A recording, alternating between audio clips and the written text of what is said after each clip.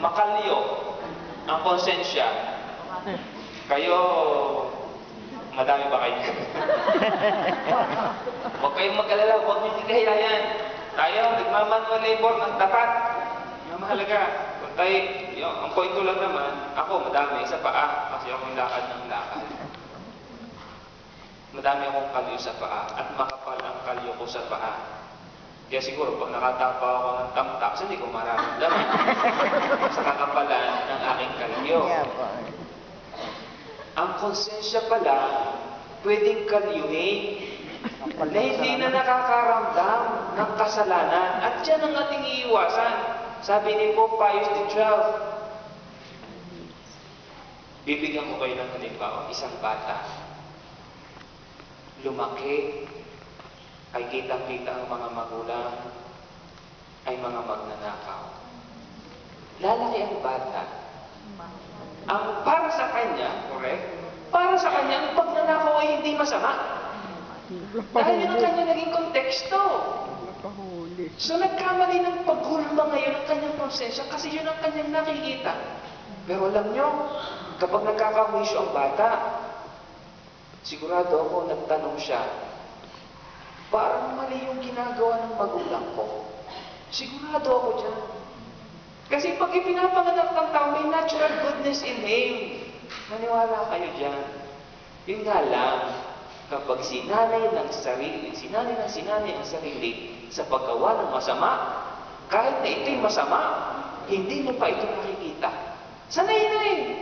Okay, kung 50 centesimi, un centesimo, un euro, 2, mamaya, hindi mo cento na pala yung mo, wala lang.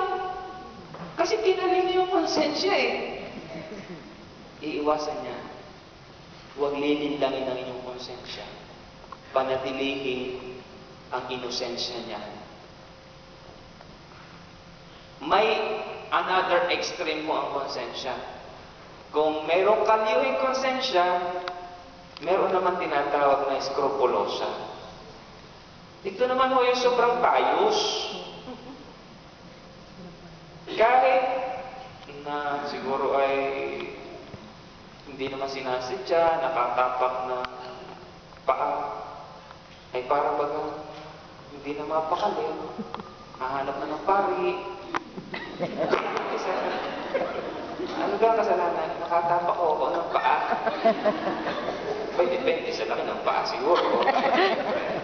Parang yung isang kasi kami alam niyo ito, bibigay ko na example sa pagkukumpisal, walang problema na sabihin ng kasalanan ng kinumpisal. Ang problema ho dyan kapag sinabi namin ang pangalan nung nangumpisal. Yan ho ang unsealing of seal of confessions.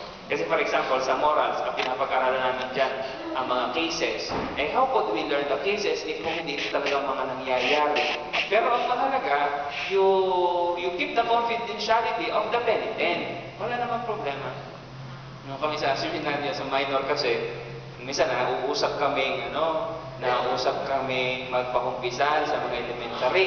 Siyempre, nakakatuwang pakinggan ng mga bata. Kasi siyempre, minsan sa sobrang dami, hindi na namin matingnan ang mga nangungumpisa. Pagod na, minsan naman may 500. Kasi public school, run by the parish. Minsan pagod na kami ganyan. Yung isa kong kasama, ikinuwento nga sa amin, sabi, tawa kami ng tawa, sabi, may bata ako, nangumpisal. Ay, ang ikinumpisal ay galing, Father, patawarin niyo po ako at ako po ay nakadagan. Sa kahit pagod yung pari, nakadagan. Ano mga problema pagtingin niyo yung bata, wish. Sabi ba, may nga siguro ka. Kung nakadagan, maliit na kaklase, nakaiba ka na ospital. So, may mga kasalanan na may mga konsensya na sobrang scrupulous na hindi rin po maganda. Kasi baka maya-maya masyado na tayong perfectionista. Iwasan naman po natin. Hindi rin healthy yan. Kaya ang sabi ng simbahan, what kind of conscience should we have is this kind? Delicate conscience. So iwasan natin yung both extremes. may kasalanan, hindi makita dahil kalyuhi ang konsensya. Yung iskrupulosa naman, wala namang kasalanan, ay para bagang kasalanan. Minsan, for example, ang famous example dyan ay anger. Natural naman ang reaksyon ng bukso ng damdamin. Halimbawa, ang isa kong halimbawa, sinuntok ako. Abay, natural naman ako magagalit. Pag hindi ako nagalit, baka hindi ako tao. Baka hindi ako tao. Natural lang magalit. Ang masama ay sa aking galit, ay sinuntok ko rin.